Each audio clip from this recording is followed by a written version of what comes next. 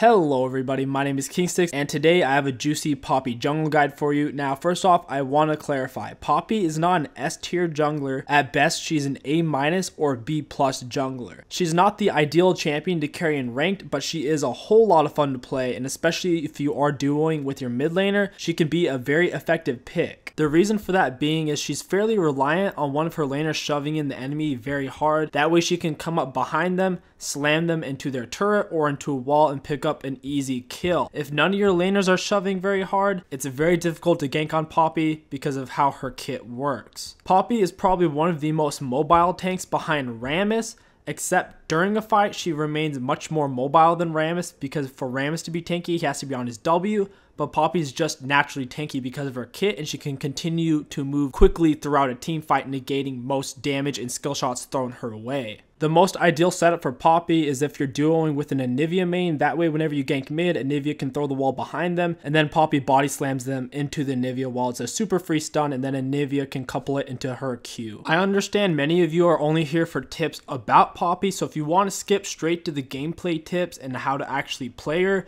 skip to 5:35 in this video, because right now we're going to be going into the runes and items for Poppy Jungle. Jungle Poppy has quite a bit of different runes she can take. Overall, I feel like this is one of the better pages. Of course, taking Aftershock for your main keystone. I do not like taking Gracia Undying on Poppy Jungle because she doesn't get a chance to use it that much. This is more of a top lane Poppy keystone. Aftershock is going to give you a lot of damage, especially if you stun them into the wall. You're going to blow them up really freaking hard. Next, I like to take Demolish because Unflinching isn't that useful on Poppy, and Fawn of Life isn't that great either. I feel like Demolish is better because you can break down turrets this way. Conditioning's the way to go. Iron Skin and Mirror Shell both suck. Just stick with conditioning. Poppy becomes very difficult to kill the lower on health she is, which is why I like to take Second Wind. It helps keep me alive. For the secondary tree, Poppy has multiple choices. My favorite one is this right here, taking Inspiration. I hate Inspiration, but on Poppy it's okay. Taking Hexaflash and Cosmic Insight. This is pretty much only for ganking mid lane, going over the Raptor camps and then ramming them into the turret or into the wall. Only take Hexaflash if your mid laner is a hardcore pusher like Talia, Zillion, Malzahar. If it's one of those champions, I would go ahead and take it because you know the enemy's going to be under their turret a lot. You can Hexaflash over the wall and pound them really hard, and it should be a free kill. If you know your enemy mid laner is going to get out shoved and they won't have the enemy under their own turret, then I would highly suggest taking Domination for your secondary tree. I like to go with Sudden Impact. It works really well off of your E. And then I like to also go with Relentless Hunter. It's going to give you really nice movement speed, which is going to help out your ganks a lot with your E, your body slam. This is the page you're going to want to take if your mid laner can't outshove the enemy mid laner, and then the Hexaflash one is the one you're going to want to take if your mid laner is a hard shover. For Poppy's items, always start Hunter's Talisman, Refillable Pot, and Warding Totem. This is going to give you the best clear with the most sustain. On your very first back, you have to decide if you want to go for Skirmisher's Saber or for Stalker's Blade. It just depends. If the enemy jungler is high damage like Nidalee, Lee Sin, etc., then go ahead and get Skirmishers. If it's a tank jungler, you can go ahead and get Stalker's Blade. This will help out your ganks a little bit more since Poppy doesn't have as much CC as many junglers. If there aren't really any ganks on the map on your first back, if you have enough money, go ahead and just get a Balmy Cinder. After you have one of these items, go ahead and pick up a Boots of Speed. It'll help out your ganks quite a bit. These are your core items right here. Always get your Cinder Hulk first. 90% of the time I'll go for Ninja Tabbies. They're overall the strongest boot on Poppy. They make her so incredibly tanky.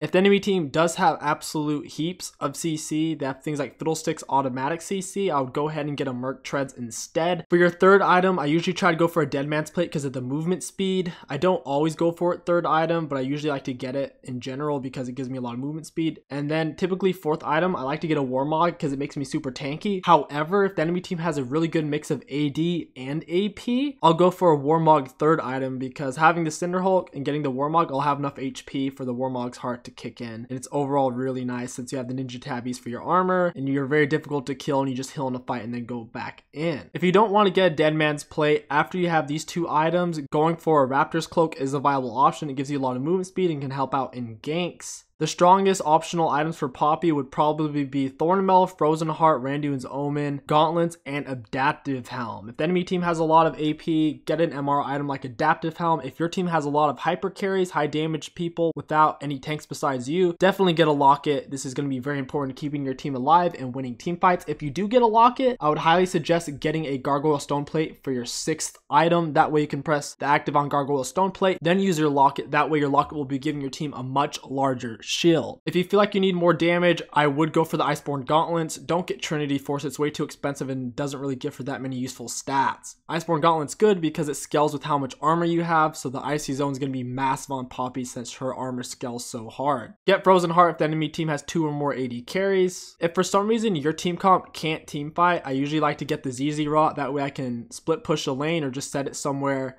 and force the enemy team to go there. This can be really good for winning those kind of games. In general though, typically avoid building ZZ Rot Portal completely. And like I said, if the enemy team has loads of CC, you're going to get Merc Treads instead of Ninja Tabbies. Poppy's initial clear is almost always the same. You need to get a leash from your bot lane. That way you'll finish your first buff as fast as possible while taking as least amount of damage as possible. Don't waste your smite on the first buff, just go ahead and clear it. Usually at that point, I will move on to raptors. I found over experience is actually better not to smite the big raptor of this camp. Try to hit your Q on every single one of the raptors, picking up your buckler in between. Don't smite the big one like I do here. It's better to hold onto it and save it for your blue buff. Finish off the raptors by using your Q. Try to hit all of them at once. You'll actually clear it decently fast. Don't waste your heroic charge on a little raptor. Save it for the big raptor to cram into the wall. That way you can kill the whole camp as fast as possible. Only do the wolf camp if you feel like you can't gank mid or top after doing blue buff. Here I didn't feel like I could gank the Fizz or the Gangplank, so I went ahead and did wolves then blue buff. In the first 3 or 4 levels, Poppy can pretty much 1v1 any enemy jungler, especially if they are melee. Since I was playing against a Rammus, I ran straight into the river to contest Scuttle. Unfortunately, he had already gotten it. I went on to him with my E, slow him with Qs and my red buff autos,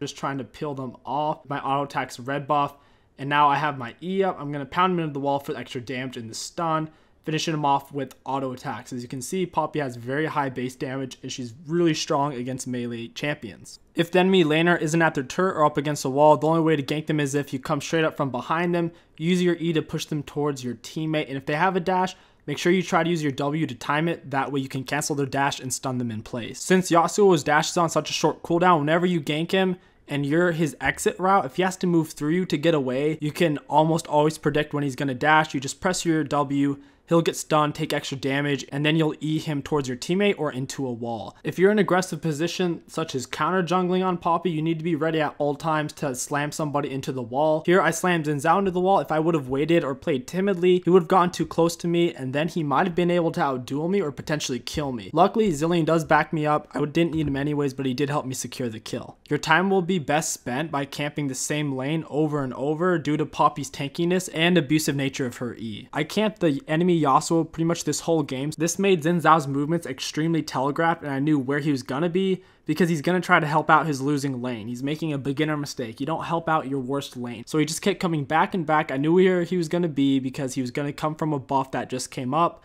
I'd wait in a bush and we'd kill him because he'd always be moving towards mid. When you do use Hexa Flash, try to figure out where the enemy jungler is or kill him first. That way he doesn't meddle with your gank. Since you are diving, it can put you in a peculiar situation. If the enemy jungler does use the dash to close distance or CC, your W can help get you out of that situation, because if they run into you or try to stop you, they'll just get CC'd themselves and you can run away. We just killed Yasuo under turret. Right now I'm waiting for Xin Zhao to come back so I can use my Hexa Flash and kill him under turret. So I'm just going to pick up some camps in the meantime. I can even do the Gromp and blue buff waiting for Yasuo to come back to use my Hexa Flash over the wall again to kill him. There will be no counterplay for him since his turret and walls near his turret will just act as a tool for me to use to kill him. If you execute this combo properly, you're really going to frustrate the enemy mid laner. They might AFK. More likely than that though, they're going to keep coming back to lane because they're desperate to get gold from CS, and you can just keep doing it over and over and over. In the late game as Poppy, she's a much better tool as a tanker rather than a peeler. Only time you want to peel is if you have a hyper carry on your team and the enemy team has several dash champions that keep getting to them. That would be the only reason for you trying to peel rather than just tank for your team.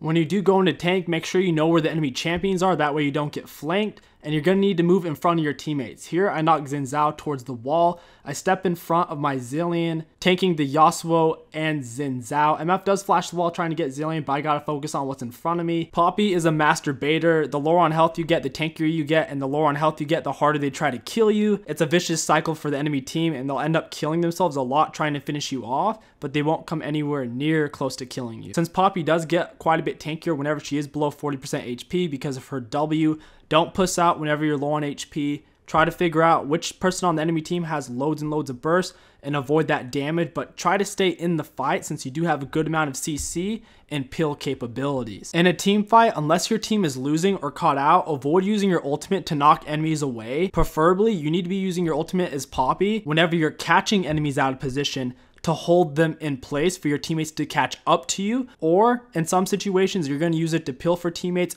if an assassin jumps on your AD carry or mage, for example. If you are tanking properly in a team fight, you're typically going to be using your ultimate at the end of a team fight whenever the enemies are trying to escape. Just simply press R quickly and let go, do not charge it up. That way you'll pop the enemies up in the air very quickly before they can get away, and your teammates will have time to catch up. And that is everything you need to know about Poppy Jungle to start playing her properly and have a good time. I'm gonna go ahead and play this video out with a montage and a nice little song. If you guys did enjoy this video, don't forget to like, comment, and subscribe. It really does help me out a lot. My name is KingStix. Thank you for watching, and I'll catch you guys next time. If I could take you up in paradise, I suppose. If you would tell me I'm the only one that you